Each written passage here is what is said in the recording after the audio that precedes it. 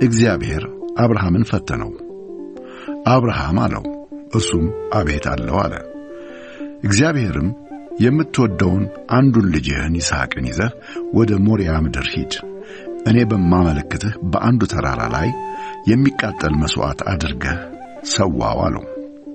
በማግስቱ ጠዋት አብርሃም ማልዶ ተነሣ፣ አህያውን ጭኖ 2 አገልጋዮቹንና ልጁን ይስሐቅን ይዞ ለመሥዋዕት የሚበቃውን እንጨት ከቆረጠ በኋላ እግዚአብሔር ወዳመለከተው ቦታ ለመሄድ ጉዞውን ጀመረ።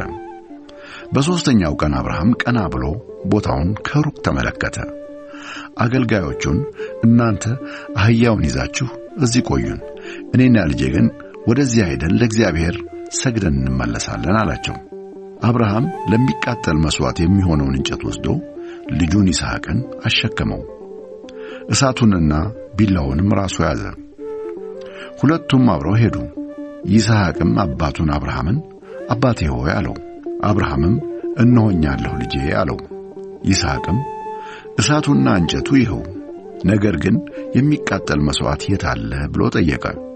አብርሃምም ልጄ ሆይ ለሚቃጠለው መሥዋዕት የሚሆነውን በግ እግዚአብሔር ራሱ ያዘጋጃል አለው።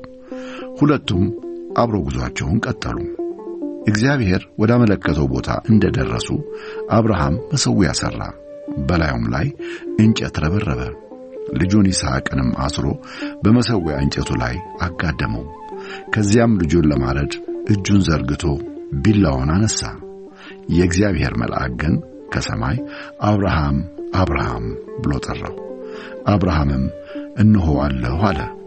እርሱም እጅህን በብላቴናው ላይ አታሳርፍ፣ ምንም ጉዳት አታድርስበት፣ እነሆ እግዚአብሔርን እንደምትፈራ ተረድቻለሁ።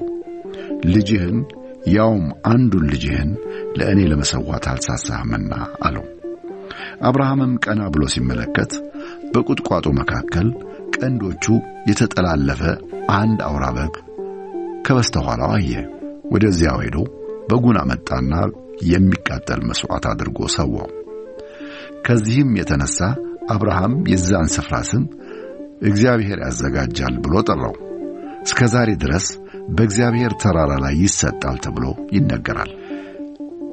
የእግዚአብሔርም መልአክ አብርሃምን ከሰማይ ዳግመኛ ጠራው፣ እንዲህም አለው፣ እግዚአብሔርም በራሴ ማልሁ አለ፣ አንዱን ልጅህን ለእኔ ለመስጠት አልሳሳህምና በእርግጥ እባርክሃለሁ፣ ዘርህን እንደ ሰማይ ከዋክብት እንደ ባሕር ዳር አሸዋ አበዛዋለሁ፣ ዘሮችህም የጠላቶቻቸውን ደጅ ይወርሳሉ።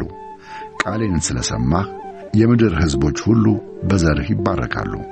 ከዚያም አብርሃም ወደ አገልጋዮቹ ተመለሰ። ተያይዘውም ወደ ቤርሳቤህ ሄዱ።